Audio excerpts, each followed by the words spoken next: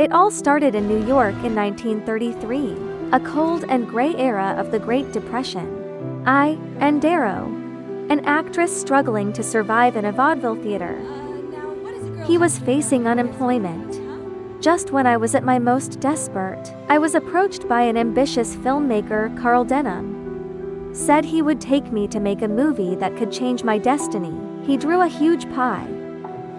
Put me on that ship called the Adventure. We drove into the fog, came to a skull island that doesn't exist on the map. Will bind my fate to a giant beast. I never thought. This so-called adventure. The original natives of the island are crazy and cruel. They took me off the boat as a sacrifice to the god in their mouth. I was tied up outside the city walls, screaming in fear, and then the earth began to tremble. The legendary creature of he is King Kong. He's huge beyond imagination. A pair of eyes on the furry face I will never forget. Those are not the eyes of a beast. There's something in there. Something I can't name. When he held me in the palm of his hand like a doll, I thought I was going to die. I struggled desperately to escape. But every time he would be caught back easily. But gradually, and I realized that he didn't mean to hurt me, to survive. And I started doing what I did so well. Throwing stones, jumping, turning in circles. When I fell on all fours, this huge monster actually laughed. He is like a child. Pat the chest. Loud laughter.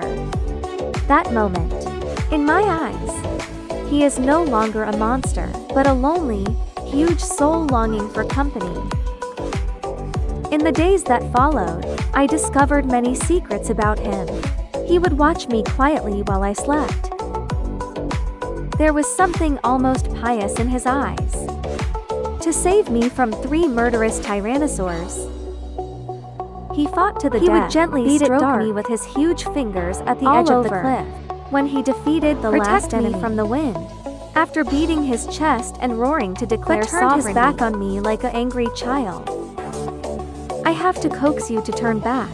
At the top of that lonely island, he showed me the most magnificent sunset ever. The golden sun shines on us. I have never seen such beauty. I looked at his focused profile. He gazed into the distance. At that moment I suddenly realized, he understands he guards this land. Not just because it's his territory, but also because there is something sacred here. I whispered the word I taught him, beautiful. And he looked down at me. The tenderness in my eyes breaks my heart, but the world cannot tolerate this beauty. That crazy director Carl knocked him out with a tranquilizer. Lock him up with chains. Bringing back civilized New York. He declared it the 8th wonder of the world. When I saw him on the stage in chains, surrounded by spotlights and laughter, my heart is broken. Lock everything you can't control in a cage. He's not a monster. It's not a spectacle. The laughter of the crowd plunged into my heart like a knife. They couldn't see the light in his eyes. Only see his huge. They can't feel his tenderness. Only fear his power. This is civilization. Consume everything incomprehensible as a spectacle. When he broke free from the chains, crazy looking for me on the streets of New York, when destroying everything that stands in his way. I know he just wants to find the only partner who makes him feel warm.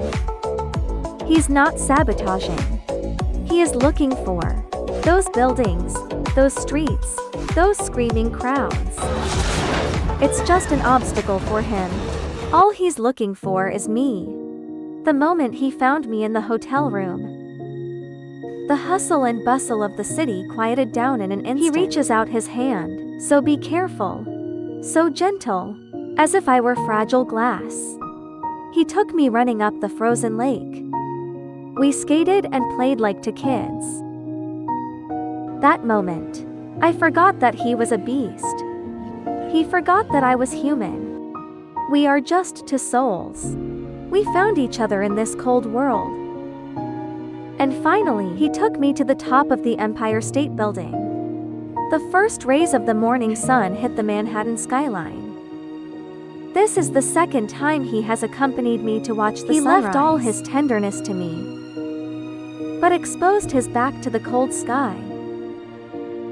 At that moment, I suddenly realized he took me to the top. Not to avoid anything. He wants me to do it one last time. In his world. See the most beautiful scenery. Bullets poured down on him like a rainstorm. He beat his chest vigorously. Roar at those iron birds. Want to protect me.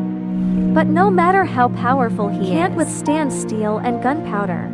He stood up again and again. Fall down again and again. His blood stained the spire of the Empire red. When he looked at me one last time with those brown, clear eyes. There is no fear of death in my eyes. Only reluctance and worry.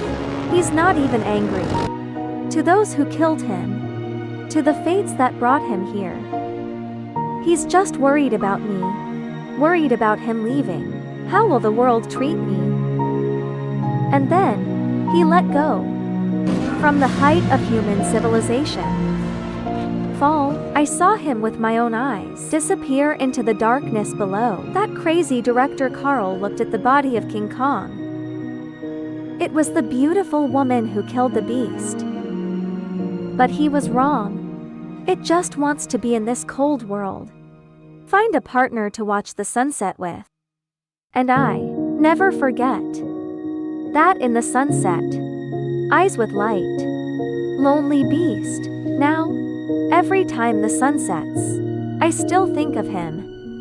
Remembering the figure who accompanied me to gaze at the sunset at the peak of the isolated island. Remembering the eyes that stared at me for the last time from the top of the Empire State Building. I see, somewhere in this world, there must be souls like him. Lonely, pure. They may be huge, maybe small, maybe human, maybe a beast, but they all deserve to be seen, be understood, be loved. King Kong is not dead. He lives on in my memory. Live every word of this story.